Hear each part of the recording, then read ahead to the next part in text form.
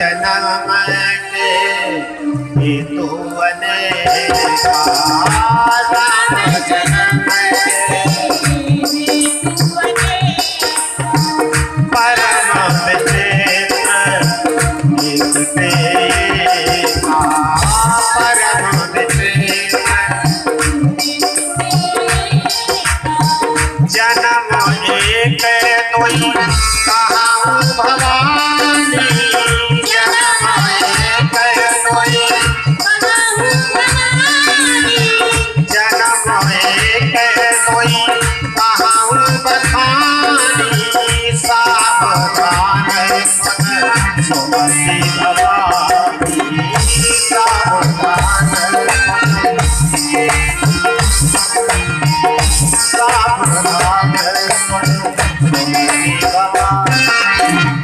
भगवान के अवतार के अनेकों कारण हैं, लेकिन कुछ कारण मैं आपको बताता हूँ।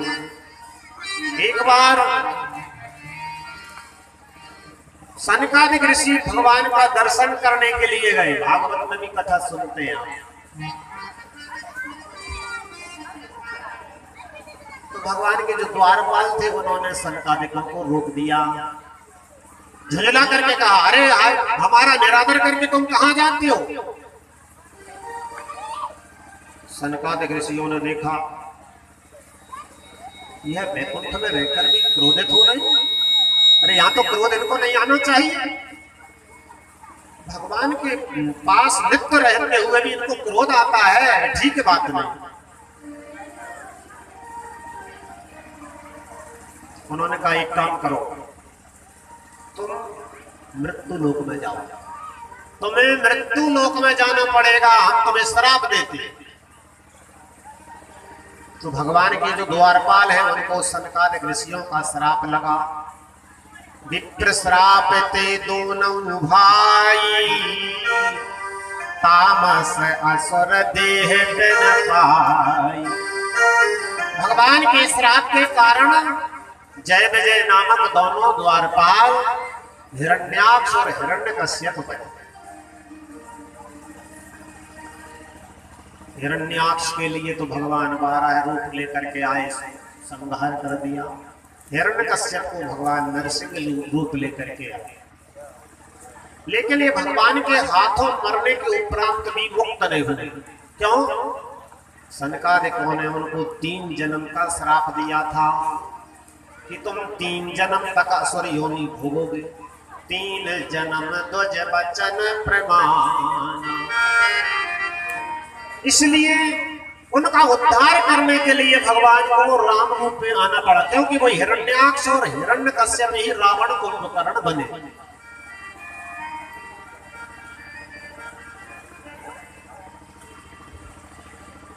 एक बार तिनके हित लागी, धरे शरीर भगत अनुरागी। एक बार उनके कारण भगवान को राम रूप में आना पड़ा। वहां पर उनके माता पिता कौन बोले? कश्यप अदिति। कश्यप जी पिताजी बने, दशरथ जी बन करके आए, और अदिति मैया कौशल्या बन करके आई। कश्यप अदिति तहा पितु माता, दशरथ कौशल्या विख्यात। दूसरा कारण क्या बना? यह तो एक बात का कारण सुना दिया। दूसरा कारण यह हुआ, एक बार जलंधर नाम का राक्षस देवताओं को परेशान कर रहा था, तो भगवान शिव देवताओं के साथ में युद्ध करने के लिए जलंधर से युद्ध करने को, शिव जी भी उसको मारना चाहते, फिर भी जलंधर मरता नहीं है। क्यों? परम सती असुराधिप नारी, परम सती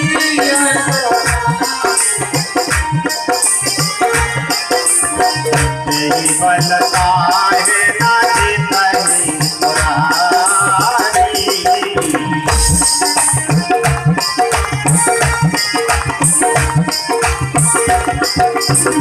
परम सती असुराधिप नारी, यही बलता है ना जितही पुरारी, खाए ना ये वही बराबर। जलंधर की जो पत्नी जिनका नाम था वृंदा, वो बड़ी सती थी, पतिव्रता। उनके पतिव्रत धर्म के बल के कारण जलंधर शिव जी से जीता नहीं जा रहा था।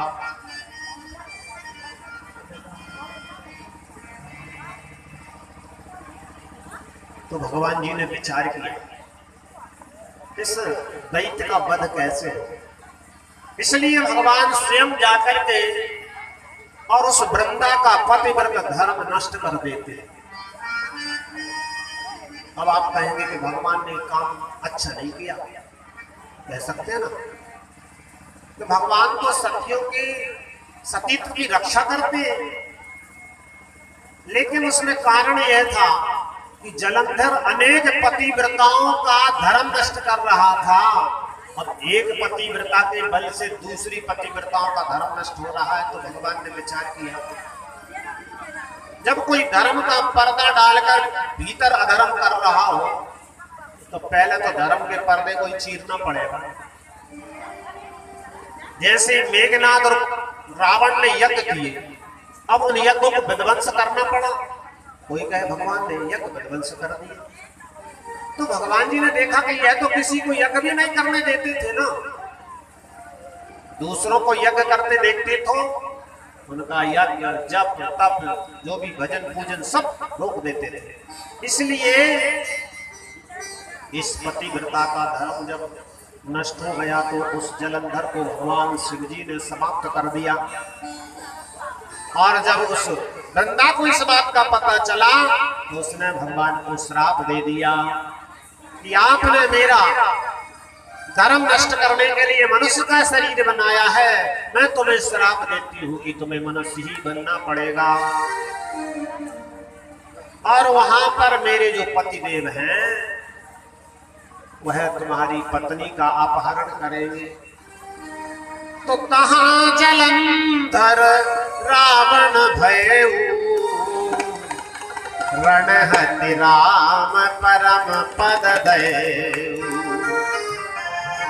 एक बार जलंधर जो है रावण बना, वृंदा के श्राप के कारण भगवान को राम रूप में आना पड़ा। तीसरा कारण और बताते, बोले क्या?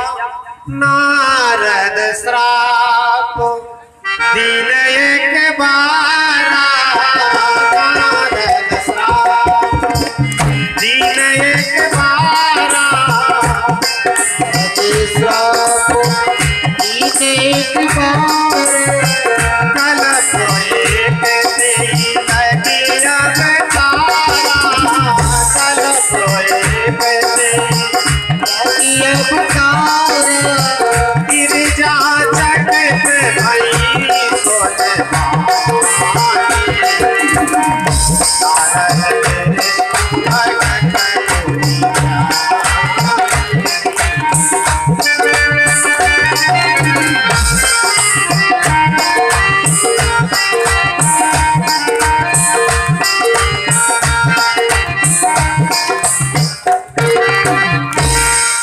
कहने लगे। एक बार देवर्षि नारद जी ने भगवान जी को श्राप दे दिया, इसलिए उनको राम रूप में आना पड़ा।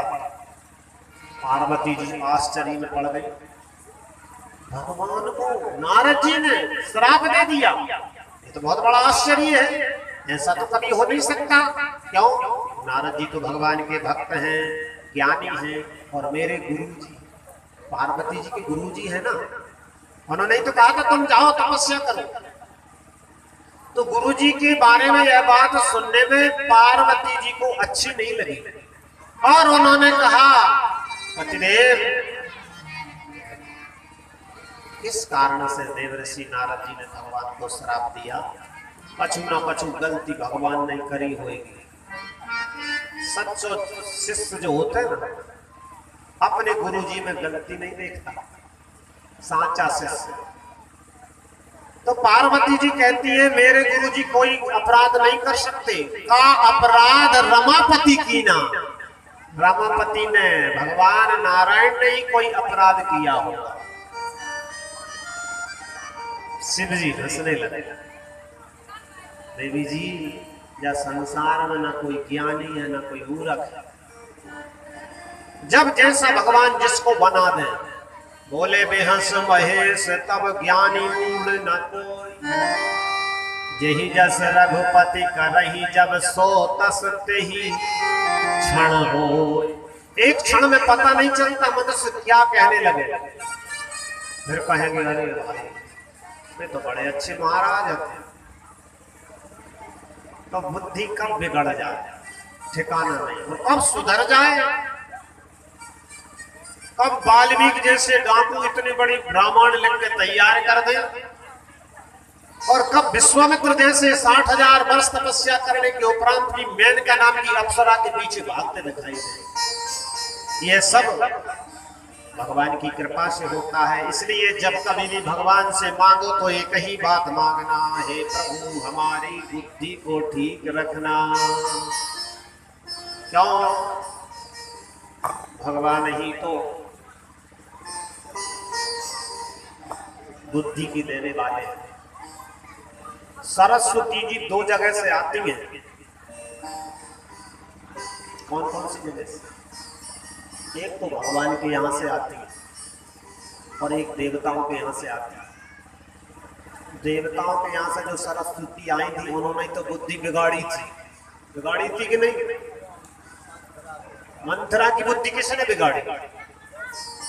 देवताओं के यहाँ से जो सरस्वती आई, और भगवान के यहाँ से जो सरस्वती आती है वो बुद्धि बिगाड़ती नहीं है, वो बुद्धि को सुधारती है।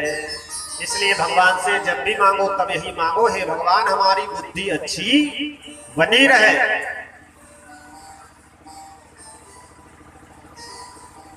शिव जी कहते हैं इसलिए ऐसा मत विचारो कि कोई ज्ञानी है कि कोई मूर्ख है। एक बार की बात है, देवर्षि नारद हिमालय पर्वत की 15 में पहुंच गए। वहां खड़े खड़े देख रहे थे, रमणीक स्थान था, बहुत सुंदर स्थान दिखाई दिया। पास में ही गंगा जी बह रही थी, वह समीप सुरसरी सुहावन। आनंदित हो गए, अच्छा आश्रम दिखाई दिया। मन कहने लगा यहीं बैठकर भगवान का भजन करो। जैसे अपन यहाँ आ जाते हैं ना अपने स्थान पर जहाँ बैठे, यहाँ आते ही ऐसा आनंद आता है, मन कहता है भजन ही करते रहो और कुछ नहीं। आप लोग बैठे इतने सब भक्त, तो ऐसा लग रहा है कि अभी बहुत भक्त बैठे। जब यहाँ पर कोई भी नहीं था, हम अकेले भी थे, तब भी ऐसा लग रहा मानो बहुत समाज लगा हो। ये कहने की बात नहीं, आनंद का अनुभव जो होता है वो सुना रहे, सच बात है। ऐसे श्रोता भी बैठे ना, ऐसे हम अकेले बैठे तब भी हमें हृदय में ऐसा आनंद आ रहा, मानो ऐसे ही श्रोता बैठे। कोई क्यों महाराज? अब पूछते अरे महाराज अकेले बैठे, उनके भैया मैं नहीं बैठो अकेले। यहाँ तो बहुत कोई बैठे, तो ऐसे कोई स्थान होते हैं। कभी कभी ऐसा होता है अपन बहुत व्यक्तियों के बीच में भी बैठे हो, तब ऐसा लगता मानो अपन अकेले बैठे हैं, और ऐसा लगता कब यहाँ से भाग जाओ। अच्छे अच्छे महल हो, सुंदर सेज भी लगी हो, तभी ऐसा मन लगता है इस पे बैठो नहीं, घर भागो। स्थान होते हैं भयानक स्थान, ये रमणीक स्थान है। आश्रम परम पुनीत सुहावा, देख देव ऋषि मन अति भावा।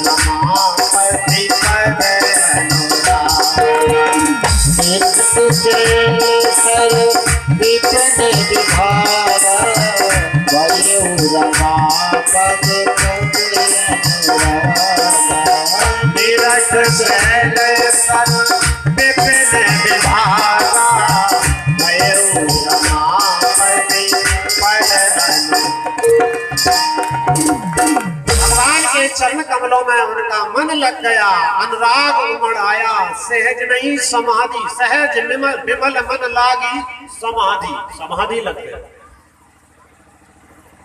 बहुत समय निकल गया। देवराज इंद्र ने देखा, गुप्तचरों के द्वारा पता चला कि नारद जी हिमालय की कंदरा में बैठ करके बहुत दिनों की तपस्या कर रहे हैं। तो इंद्र भयभीत हो, ऐसा ना हो मेरी सिंहासन को पाने के लिए तपस्या कर रहे हो। गोस्वामी जी कहते हैं कुछ व्यक्ति ऐसे होते हैं, छोटी मोटी पदवी मिल गई, उसी को बचाने के लिए फिरा करते हैं कि हमारा ये पद चला ना जाए। गोस्वामी जी कहते हैं कि इंद्र तो कुत्ता की तरह है, जैसे कुत्ता के लिए सूखी हड्डी मिल जाए, सूखी हड्डी मिल गई और पीछे से दूर से कहीं शेर आ रहा हो, तो शेर को देख करके कुत्ता भाग रहा, क्यों? मेरी जा हड्डी को शेर न छुड़ा दे। अब शेर तो समझते हैं ताजा ताजा मांस खाता है, सूखी हड्डी को खाएगा क्या? कुत्ता को आनंद आता रहता, क्यों? वो हड्डी को चबाता है तो उसी के मुंह में से खून निकलता रहता है, वो रक्त निकलता उसी को चूसता है, वो समझता इसी में से निकल रहा। वो खुद तो मूर्ख है ही, सिंह को भी मूर्ख समझ रहा है कि हड्डी को छुड़ा ले। सूख हाड़ ले भाग सठ स्वान निरख मृगराज, चीन ले जन जान जड़ तिम स्वरपति ऐसे देवराज इंद्र को शर्म नहीं आती, लाज नहीं लगती। वो समझता है मेरी सिंहासन के लिए देवऋषि नारद तपस्या कर रहे हैं, जबकि वह तो भगवान के चरणों में मन लगाए हुए भजन कर रहे थे। देवराज इंद्र ने तुरंत ही कामदेव को बुलाया। कामदेव शीघ्र ही हिमालय की कंदरा में जहां देवऋषि नारद है वहां पहुंच गया, अपनी अनेक कलाओं को चलाया, अप्सराओं का नृत्य होने लगा, नाना तरह के बात बजने लगे, सब कुछ किया, लेकिन काम कला कछु मुनि है न व्यापी, निज भय डरे मनोभव पापी। कामदेव स्वयं ही भयभीत हो गया। जब नारद जी पर उसका कोई प्रभाव नहीं हुआ तो स्वयं ही भयभीत हो गया, ऐसा ना हो नारद जी श्राप दे दें। इसलिए जाकर के साष्टांग दंडवत प्रणाम करके चरणों में गिर पड़ा। जैसे ही वो चरणों में गिर पड़ा ना, तो नारद जी की समाधि खुल गई। उन्होंने पूछा क्या बात है? अरे महाराज, मैंने बहुत कुछ उपाय किए लेकिन आपकी समाधि नहीं टूटी, तो मैंने विचार किया इनको प्रणाम ही कर लूं। तो देखो, जहां पर कोई शक्ति नहीं चलती वहां पर प्रणाम करने की शक्ति चल जाती है। ये मान सम्मान बड़ा खराब है। कोई यदि अच्छे ना माने प्रेम से तो मान सम्मान से मान जाता है। सबसे ऊंचा बना दो उसको। काम कला कछु मुनि है न व्यापी, कोई कला नहीं व्यापी, तो प्रणाम करके उसने पराजित कर दिया। प्रणाम किया तो नारद जी की समाधि खुल गई। कामदेव जाकर के देवराज इंद्र से कहते हैं, देखो मैंने बहुत कुछ किया लेकिन नारद जी पर कोई प्रभाव नहीं। देवलोक में भी नारद जी की बड़ाई होने लगी। नारद जी विचारने लगे, हमने कामदेव को जीत लिया। अब नारद जी को मन में थोड़ा अहम हो गया, मैंने कामदेव को जीत लिया। चलो अब किसी को सुनाएंगे, किसी को पता भी नहीं। सबसे पहले तो शिव जी के पास चलते हैं। शिव जी के पास पहुंचे और कहने लगे। शिव जी ने जैसे ही देखा, आइए आइए नारद जी। शिव जी ने विचार किया, नारद जी आए हैं तो भगवान की कथा सुनाएंगे, लेकिन भगवान की कथा नहीं सुनाई। उन्होंने क्या कहा, ब्रह्मादिक जिससे हार चुके तुमको जिसने भयभीत किया, उस काम प्रतापी को मैंने विश्वंभर आज जीत लिया। जी कहने लगे मैं तो विचार रहा था नारद जी आए हैं तो राम कथा सुनाएंगे, तो काम कथा सुना रहे हैं। शिव जी ने कहा देखो एक काम करो, बहुत अच्छी बात है, आप तो ज्ञानी हैं, आपने जो हमें कथा सुनाई ना, यह कथा कभी भगवान को नहीं सुनाना। मुझे जो कथा सुनाई है ये प्रभु को नहीं सुनाना। नारद जी ने विचार करो, अरे इन्हें हमारी बड़ाई अच्छी नहीं, इसलिए चल दिया। और उन्होंने विचार किया ये तो मना करते हैं, मैं अभी जाता हूं। तुरंत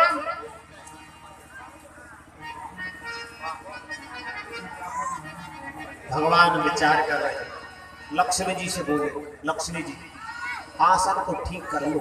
क्यों? बोले नारद जी आ रहे हैं। अरे तो नारद जी तो आपके चेला हैं, महाराज भक्त हैं, आ रहे हैं, कोई बात है? नहीं नहीं, आज विशेष बात है, नारद जी कुछ लेकर के आ रहे हैं, इसलिए आसन ठीक कर लो, उनके लिए स्वागत के लिए खड़े हो जाओ। नारद जी जैसे ही पहुंचे भगवान उठ करके मिले, नहीं तो भगवान को क्या जरूरत उठने की। हरस मिले माल देता, बैठे आसन हरस मिले माल देता, बैठे आसन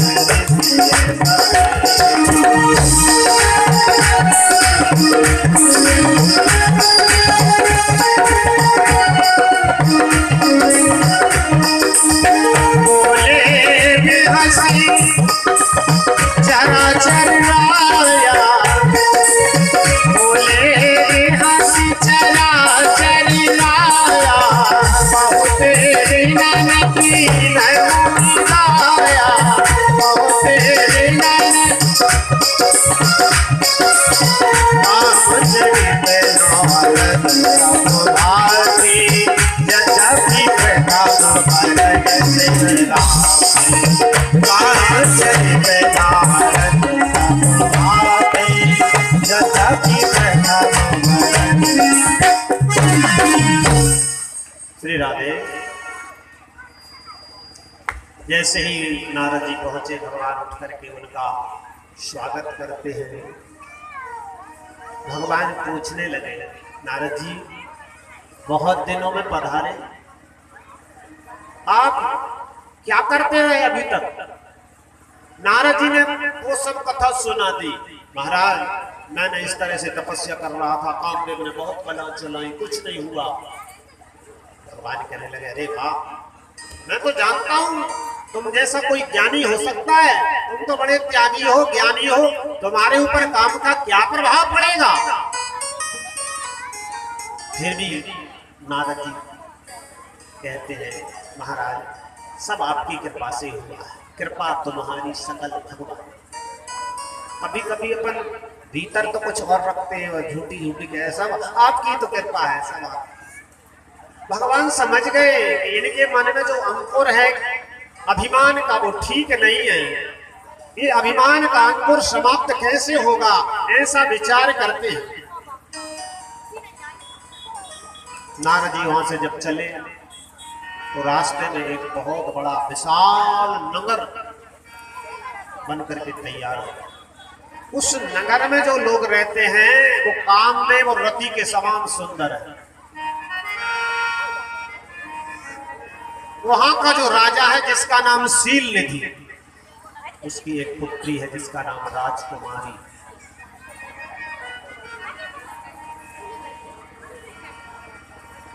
देवर्षि नारद जी ने पूछा सेवकों से जो इधर उधर कुछ सेवकगण घूम रहे थे, अरे भाई ये कौन सा नगर है? महाराज चलिए ना, ये बहुत सुंदर नगर है। समाचार सुनते ही वह राजा के यहाँ पहुंच गए।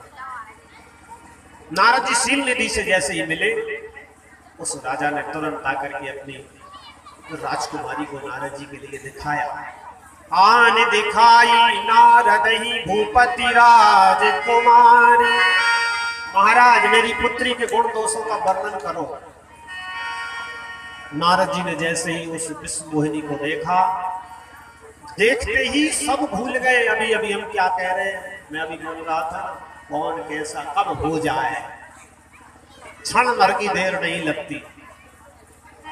जैसे इस विश्व मोहिनी को देखा, देख रूप मुनि बिरती विसारी, बड़ी बार लग रहे निहार। उसके लक्षणों को हृदय में रख लिया, कुछ झूठ मूठ के बना के राजा को सुना दिया। अछुक बनाए भूप सन आके। नारद जी कहने लगे, राजन ये तुम्हारी जो पुत्री है, इसके साथ जो विवाह करेगा वो विश्व विजयी हो जाएगा। जो यही बरई अज अमर सो होई, समर भूमि ते ही जीत न कोई। लक्षण तो यह थे कि जो संसार का पूजनीय होगा, जिसकी संसार पूजा करता होगा, जिसको संसार का कोई व्यक्ति जीत नहीं सकता, ऐसे वर के साथ इस कन्या का विवाह होगा। और नारद जी ने विचार किया, जो इस कन्या से विवाह कर लेगा वही विश्व विजयी हो जाएगा। और नारद जी ने कुछ बना करके शब्द राजा से कह दिए और वहां से चल दिए। विचारने लगे, ऐसी कन्या से विवाह तो मेरा होना चाहिए, लेकिन मुझे देख करके ये राजकुमारी मेरा वर्ण नहीं करेगी, क्या करूं? भक्त किसी भी समय भगवान को ही याद करता है, चाहे वो परेशानी में हो चाहे सुखी हो। ध्यान किया, इस समय मेरा कोई हित करने वाला नहीं है, भगवान ही है। मोरे हित हरि सम नहीं को, यही अवसर सहाय सोई हो। इतने जल्दी ना तो तपस्या की जा सकती, ना जप किया जा सकता, ना यज्ञ किया जा सकता। तपस्या करूंगा तब तक तो विवाह ही हो जाएगा। इसलिए भगवान से ही प्रार्थना की, भगवान तुरंत ही प्रकट हो। प्रकटे प्रभु कौतुकी कृपाला, खेल करने वाले भगवान प्रकट हो गए और नारद जी से बोले, नारद जी क्या बात है, क्यों परेशान हो? नारद जी ने कहा, महाराज आप तो सब जानते हैं। अब नारद जी भूल गए, अभी थोड़ी देर पहले ही तो कह रहे थे ना, मैं काम पर विजय प्राप्त करके आया हूं, अब कह रहे मेरे लिए विवाह कराना, तुम्हारा रूप दे दीजिए। आपन रूप देव प्रभु मोही, आन भांति नहीं पाओ। भगवान जी कहने लगे, देखो नारद जी, जिस तरह तुम्हारा हित होगा हम वही करेंगे, चिंता मत करो। नारद जी समझ गए कि मैं जो कह रहा हूं वही मुझे मिल गया, और भगवान जी ने वही कहा, हम तुम्हें वही देंगे जिससे तुम्हारा हित होगा। जैसे कोई बीमार व्यक्ति डॉक्टर के पास जाए और वह औषधि दे दे, औषधि देने के उपरांत फिर परहेज भी तो बताता है कि भाई आप दाल रोटी खाना, और डॉक्टर कहने लगे दाल रोटी, और बीमार व्यक्ति कहे नहीं मुझे तो बहुत दिनों से खटाई नहीं खाई, कड़ी रोटी मिल जाए तो ठीक है। तो डॉक्टर क्या कहेगा, नहीं आपको दाल रोटी ही खाना पड़ेगा। जबकि वो मरीज तो ये चाहता है कि मैं खटाई खा लूं तो मेरी जिह्वा अच्छी हो जाएगी, भूख कम हो जाएगी, मैं तृप्त हो जाऊंगा। और